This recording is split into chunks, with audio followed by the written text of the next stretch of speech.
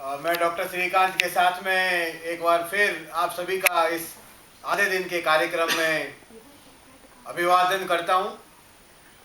ये कार्यक्रम जैसा आपको पता है हम पिछले 5 वर्षों से करते आ रहे हैं। डाइस संग्रह पत्र पर ये कार्यक्रम है जो 1:15 बजे तक चलेगा। जैसा आपको विदित ही है, ये कार्यक्रम राष्ट्रीय शैक्षिक योजना एवं प्रशासन विश्वविद्यालय नई दिल्ली द्वारा किया जा रहा है। जैसा बताया गया, मेरे साथ में मंच पे डॉक्टर श्रीकांत बैठे हैं, मेरे बाईं तरफ श्री नवीन भाटिया हैं और मेरे दाईं तरफ श्री राजीव मेहरा हैं, जो राष्ट्रीय माध्यमिक शिक्षा अभियान से जुड़े हुए हैं। इसके साथ साथ मैं स्टूडियो में बैठे हुए आमंत्रित हमारे साथीगण हैं जो दिल्ली सरकार से आए हैं, उनका भी अभिवादन करता हूं। दोस्तों, आज बहुत ही सौभाग्य की बात है कि हिंदुस्तान के सभी 662 जिलों में करीबन 70,000 क्लस्टर रिसोर्स सेंटर्स में, करीबन 7,000 ब्लॉक्स में ये कार्यक्रम अभी लाइव देखा जा रहा है। ये बहुत ही रेयर अपॉर्चुनिटी है कि हम आप सबसे सीधे जुड़ जाएं और अपनी बात जो हम कहना चाहते हैं सीधी आपसे कह दें। मैं विशेष रूप से इस कार्यक्रम के माध्यम से हमारे स्कूल के हेडमास्टर साहब हैं, प्रधान अध्यापक साहब हैं, प्रिंसिपल साहब हैं, सीआरसी और बीआरसी कोऑर्डिनेटर्स हैं, हमारे एमआईएस के जो साथी हैं, जो राज्य स्तर के अधिकारी हैं और जिला स्तर पर कार्य करने वाले हमारे सबसे महत्वपूर्ण MIS coordinator, systems analyst, data entry operators हैं, उन सभी का एक बार फिर पूरी जोर से अभिवादन करता हूं।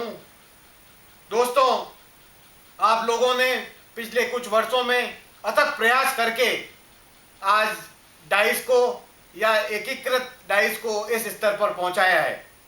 आपने बहुत प्रयास किए हैं, मेहनत की है पिछले कुछ वर्षों में, और उसी प्रयास के माध्यम से, प्रयास के रूप के उस वास्ते ही आज डाइस न केवल भारत में बल्कि अंतर्राष्ट्रीय स्तर पर भी डाइस को और यूनिफाइड डाइस को रिकॉग्नाइज किया गया है।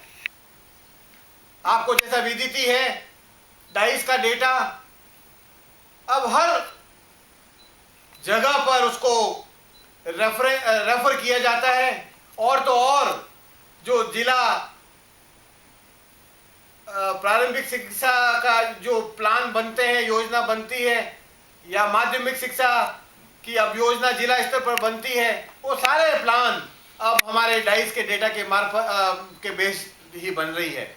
और ये कहते हुए बहुत ही हर्ष हो रहा है कि 2012-13 में ज़्यादातर अधिकांश राज्यों में जो योजना बनी थी वो सब यूनिफाइड डाइस के डेटा के ऊपर ही आधारित थी, और ये कोई कम महत्वपूर्ण नहीं है। ये बहुत ही महत्वपूर्ण हमारी उपलब्धि है, और इस सब का श्रेय केवल अगर किसी को जाता है तो मेरे साथी जो स्कूल लेवल पर और क्लस्टर और ब्लॉक लेवल पे और डिस्ट्रिक्ट लेवल पे और राज्य स्तर पर बैठे हैं, यह श्रेय केवल आप सब लोगों को ही जाता है।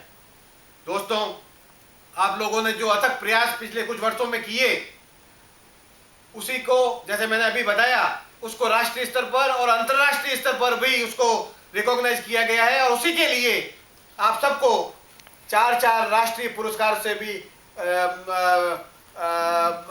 हमें मिले हैं। जब हमें राष्ट्रीय पुरस्कार मिल गए हैं तो हमारी जिम्मेवारी और कुछ बढ़ गई है, और आप लोगों से मुझे पूरी उम्मीद है कि 2013-14 का आंकड़ा जो हम 30 सितंबर 2013 को इकट्ठा करने वाला है, गुणवत्ता के रूप में, कवरेज के रूप में, क्वालिटी के रूप में, शेयरिंग के रूप में, यूटिलाइजेशन के रूप में हमारी क्वालिटी और बाकी सब और ज़्यादा बढ़ जाएगी। मुझे ये कहते हुए बहुत ही हर्ष हो रहा है कि पिछले कुछ वर्षों में आपके सहयोग से डेटा की गुणवत्ता, क्वालिटी और कवरेज बहुत ही अच्छा है और संतोषदायक है। लेकिन हमें ये भी पता है कि अभी भी हमारे डेटा के भरने में जो कमियां आ गई हैं, उसको और अच्छा करने की ज़रूरत है, और इसी लिए आज हम ये आधा दिन का कार्यक्रम कर रहे हैं। जैसे आपको विदित ही है, ये कार्यक्रम 13 सितंबर को इसी वक्त 10 बजे हम फिर करेंगे और उसमें हम आपसे निवेदन करेंगे, पूरे मेरे साथी जो पूरे हिंदुस्तान में 662 जिलों में बैठे हैं, कि एक बार फिर हमसे उस दिन भी जुड़ जाएं। आप सारे प्रश्न अपने लिख कर रखें। हमसे आप एसएमएस से भी पूछ सकते हैं, एसएमएस का नंबर भी दिया जाएगा, स्टूडियो का नंबर भी दिया जाएगा। तो आप निश्चित रहें, हम आपको पूरी मदद करेंगे ताकि हमारी डेटा की गुणवत्ता और क्वालिटी और ज़्यादा बढ़ जाए। आज इस आधे दिन के प्रोग्राम के माध्यम से आपको डाइस जो डेटा कैप्चर फॉर्मेट है, जो हमारा डीसीएफ है 2013-14 का, उसके एक एक बिंदु के ऊपर प्रकाश डाला जाएगा। मैं आपको ये भी बता दूं कि 2012-13 में हमने जो प्रपत्र यूज किया था डेटा कैप्चर फॉर्मेट, और 2013-14 में जो प्रपत्र कर रहे हैं उसमें थोड़ा सा मामूली से बदलाव किया गया है। कुछ वेरिएबल्स को हटा दिया गया है और कुछ वेरिएबल्स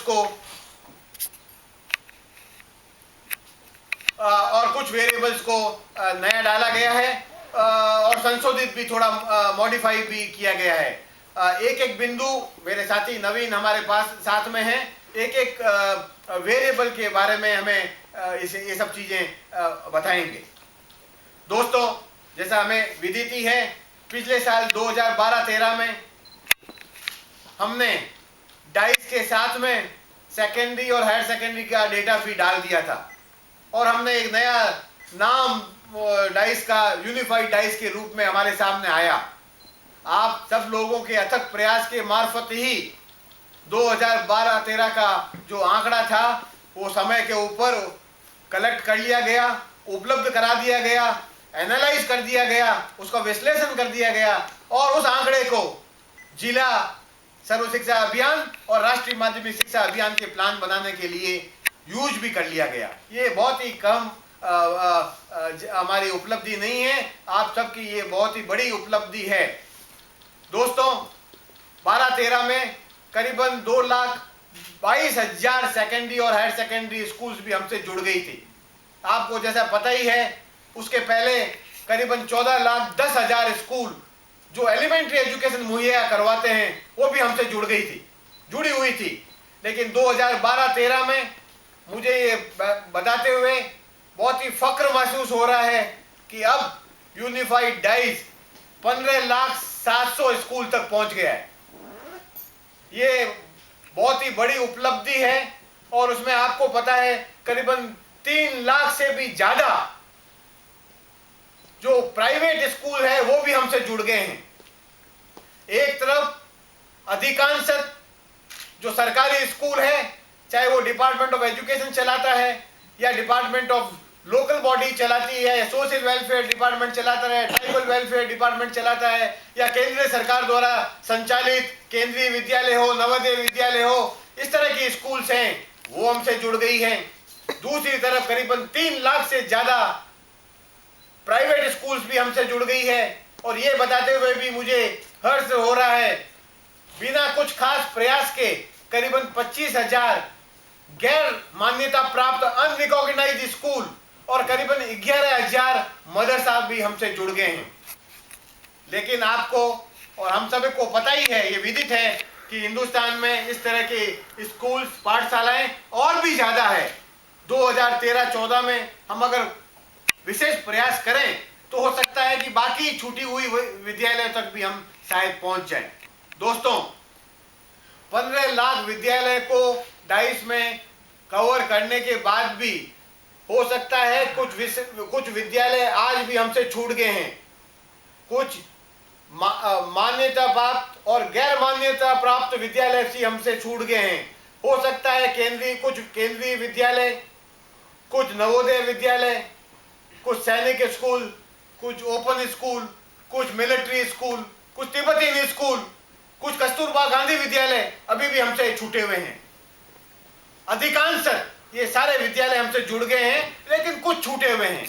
इसी तरह 3 लाख प्राइवेट स्कूल हमसे जुड़ गए हैं, private aided, private unaided school, लेकिन अभी भी ये मानना है कि कुछ ऐसे विद्यालय हैं अभी भी हमसे छूट गए हैं। दोस्तों, 2013-14 का आंकड़ा जो हम 30 सितंबर को इकट्ठा करने वाले हैं, ये एक अपॉर्चुनिटी है हमारे लिए, हम सबके लिए। स्कूल लेवल से लगाकर राष्ट्रीय स्तर पर जो यूनिफाइड डाइस से जुड़े हुए अधिकारी हैं, उन सब का कर्तव्य बनता है कि 30 सितंबर 2013 के पहले हम उन सब विद्यालयों की सूचना इकट्ठी कर लें जो अभी भी हमसे जुड़ने बाकी हैं। चाहे वो सरकारी विद्यालय हो, चाहे वो प्राइवेट विद्यालय हो, इन सब विद्यालयों की लिस्ट जो अभी भी डाइस से जुड़ने वाली है, उन सब की लिस्ट बना लें। अगर हम ये लिस्ट बना लेते हैं तो हम ये 2013-14 में निश्चित कर लेंगे कि डाइस, यूनिफाइड डाइस का आंकड़ा, प्रपत्र उन सब विद्यालयों तक पहुंच गया है जो प्रारंभिक शिक्षा के सार्वजनिकरण या यूनिवर्सल सेकेंडरी एजुकेशन में काम कर रहे हैं। अन्यथा ये कहते हुए हर्ष हो रहा है कि हम काफी जगह पे पहुंच गए हैं, कुछ जगह पे ही अब हमें पहुंचना है। तो सबसे पहला महत्वपूर्ण कार्य 30 सितंबर 2013 के पहले हमें करना है कि उन सभी विद्यालय जो हमसे छूट गए हैं उनकी लिस्ट बनानी है और MIS कोऑर्डिनेटर जो सर्व शिक्षा अभियान के हैं उनको देनी है, ताकि ये पत्र जब आप तक पहुंच जाए, ये जब छप जाएगा, जैसे पिछली बार भी आपको पता है डाइस का डेटा कैप्चर फॉर्मेट हमने सॉफ्टवेयर के माध्यम से छापा था। ये कहते हुए भी मुझे बहुत खुशी हो रही है कि केवल 3-4 राज्यों को छोड़कर बाकी सभी राज्यों में प्रपत्र को, डेटा कैप्चर फॉर्मेट को डाइस सॉफ्टवेयर के माध्यम से ही छापा गया। उसमें 48 स्कूल लक्षद्वीप के भी हैं और 2,40,000 स्कूल हमारे उत्तर प्रदेश राज्य से भी हैं। और मुझे पूरा विश्वास है 2013-14 में सभी राज्य डाइस प्रपत्र सॉफ्टवेयर के माध्यम से छापेंगे। दोस्तों, जब सॉफ्टवेयर के माध्यम से हम ये छाप लेंगे, उसके पहले मैं आपसे ये निवेदन कर रहा हूं कि उन सभी स्कूलों का नाम, उसका प्रबंधन, उसकी कैटेगरी और वो रूरल एरिया में, अर्बन एरिया में कम से कम इतनी जानकारी, और कौन से जिला में है और कौन से ब्लॉक में है, इतनी जानकारी अगर आप हासिल कर लें और वो हमारे डेटा कैप्चर फॉर्मेट को सॉफ्टवेयर से छापने से पहले ही उपलब्ध करवा दी जाए, तो जब सॉफ्टवेयर से आप छापेंगे तो इन स्कूल जो हमसे अभी जुड़नी बाकी है उनका प्रपत्र भी छपकर आ जाएगा। हालांकि उनका नाम ही आएगा, बट उसकी स्कूल की स्कूल आईडी भी उसके साथ साथ आ जाएगी। तो पहला काम तो हमें ये करना है कि ईमानदारी से, मेहनत से उन सब स्कूलों की जानकारी हम हासिल करके, और जो हमारे साथी कंप्यूटर से जुड़े हुए हैं वो लिस्ट उनको दे दें ताकि उनका प्रपत्र भी छप कर आ जाए। जब प्रपत्र आपके पास में आएगा दोस्तों, इस प्रपत्र को मेरे बहुत सारे साथियों ने dice.in से डाउनलोड कर लिया होगा, देखने के लिए क्या परिवर्तन हुए हैं 2012-13 और 2013-14 में। लेकिन आपको प्रपत्र आपके क्लस्टर रिसोर्स सेंटर कोऑर्डिनेटर के मार्फत, BRC की मार्फत, डिस्ट्रिक्ट MIS की मार्फत आपको प्रिंटेड फॉर्म में मिलेगा। और जब आपको ये प्रिंटेड फॉर्म में मिलेगा तो उसमें 2012-13 की वो जानकारियां जो कभी बदली नहीं जाती है वो भी भरी हुई मिलेगी, प्रिंटेड मिलेगी। दोस्तों, ज्यादातर ये होता है जब हम कोई प्रपत्र भरते हैं तो हम केवल उन्हीं कॉलम्स में देखते हैं जो खाली है, भरी हुई कॉलम में हम ज्यादातर ध्यान नहीं देते हैं, हमारा ध्यान नहीं जाता है। सारा प्रपत्र भरते वक्त हमारा सारा ध्यान जो खाली कॉलम्स है उनको भरते हुए भी जाता है। मेरा आपसे ये निवेदन है, कृपया कर जो छपी हुई जानकारियां हैं आपके प्रपत्र में, आपके स्कूल के प्रपत्र में जो आपको CRC और BRC कोऑर्डिनेटर्स के मार्फत मिलेगी, आपको भरी हुई जानकारियों को भी पढ़ना है और जहां जहां संभव, जहां जहां गुंजाइश है उसको ठीक करने की, वो ठीक करना है। ये बहुत ही महत्वपूर्ण है। जहां पर भी आप सोचते हैं कि जानकारी सही नहीं है तो आप लाल स्याही से सर्कल कर दें, तो निश्चित रूप से हमारे जो डेटा एंट्री करने वाले साथी हैं फौरन उसको जल्दी से जब उनके पास पहुंचेगा तो एक नजर में देखकर ही उसको ठीक कर लिया जाएगा। तो भरे हुए प्रपत्र को भी आपको इसमें ठीक करवाना है। दोस्तों, डाइस डेटा की गुणवत्ता, जैसे मैंने पहले भी बताया, आपके प्रयास से, आपके अथक प्रयास से ये कुछ ठीक हो गई है। इसमें अभी भी कुछ कमियां रह गई है। कुछ कमियां जब हम प्रपत्र फाइनल कर लें, जब हमारे स्कूल के हेडमास्टर साहब, प्रधानाध्यापक साहब, प्रिंसिपल साहब ये जब फॉर्म को भर देंगे, और मुझे पूरा विश्वास है फॉर्म को भरने से पहले हमारे सीआरसी, बीआरसी और डिस्ट्रिक्ट लेवल के एमआईएस अधिकारी हैं, उनका ओरिएंटेशन प्रोग्राम करवाएंगे और उसको इसी तरह का ओरिएंटेशन आधे दिन का, एक दिन का देंगे, ताकि वो निश्चित अच्छी तरह से ये डीसीएफ को भर लें। जब डीसीएफ आपकी ट्रेनिंग हो जाती है, डीसीएफ पूरा भर लिया जाता है, उसके बाद में सबसे पहले ये डीसीएफ हमारे क्लस्टर रिसोर्स सेंटर के कोऑर्डिनेटर साहब हैं, उनके पास में पहुंच जाएगा। सीआरसी कोऑर्डिनेटर के पास में करीबन 20 या 25 स्कूल ही होती है, और हमारा ये मानना है कि सीआरसी लेवल डेटा की कवरेज और गुणवत्ता बढ़ाने में बहुत ही महत्वपूर्ण भूमिका अदा कर सकते हैं और बहुत ही महत्वपूर्ण भूमिका अदा करते आए हैं। तो सबसे पहले मेरे सीआरसी के साथी इन भरे हुए फॉर्म को 100% बेसिस के ऊपर चेक करेंगे, भरे हुए फॉर्म को अच्छी तरह से चेक करेंगे, और कुछ कमियां रह गई है, कुछ कॉलम छूट गए हैं, और आपकी जानकारी के हिसाब से अगर जानकारी उसमें भरी हुई पत्रों में सही नहीं है, तो आप स्कूल के प्रधानाध्यापक साहब के साथ मिलकर उसको ठीक करवाएंगे। आपको डीसीएफ है हमारा प्रपत्र के एक एक कॉलम को ठोक बजाकर अच्छी तरह जानकर जब आप निश्चित हो जाएं, तभी आपको बीआरसी लेवल तक देनी है। तो पहला डेटा की checking, thorough checking of the जो डीसीएफ है भरे हुए की, सबसे पहले संकुल स्तर पर हमारे सीआरसी के साथ ही करेंगे। जब वो निश्चित हो जाएंगे कि ये बिल्कुल सही भरकर आ गया है, तो ये बीआरसी लेवल पे जाएगा, और बीआरसी पर हमारे बैठे हुए जो साथी हैं, चाहे वो राष्ट्रीय माध्यमिक शिक्षा अभियान से जुड़े हुए हैं, चाहे वो सर्व शिक्षा अभियान से जुड़े हुए हैं, जो भी अधिकारी यूनिफाइड डाइस से जुड़े हुए हैं, वो करीबन 20% भरे हुए फॉर्म को फिर चेक करेंगे। 20% फॉर्म्स को, भरे हुए फॉर्म्स को बीआरसी लेवल पे अच्छी तरह चेक करेंगे, और अगर कुछ कमियां पाई गई है तो उसको वापस सीआरसी की मार्फत स्कूल तक ले जाएंगे। दोस्तों, आप मेरे से सहमत होंगे कि भरे हुए फॉर्म में अगर कुछ बदलाव करना है तो वो बदलाव केवल स्कूल के जो हमारे हेडमास्टर साहब हैं, जिन्होंने इस प्रपत्र को भरा है, वो ही कर सकते हैं। हमें ऑथराइज नहीं है कि भरे हुए फॉर्म को हम हमारे स्तर के ऊपर, चाहे वो सीआरसी स्तर पर हो या ब्लॉक स्तर पर हो, हम उसको ठीक कर लें। वापस ये फॉर्म हमारे स्कूल के हेडमास्टर साहब हैं, उसी को उन्हीं से ठीक करवाना चाहिए। तो बीआरसी लेवल पे 20% भरे हुए फॉर्म को ठीक करेंगे। उसके बाद में अगर डेटा एंट्री आपकी ब्लॉक लेवल पे हो रही है, तो डेटा एंट्री वहां पर शुरू हो जाएगी।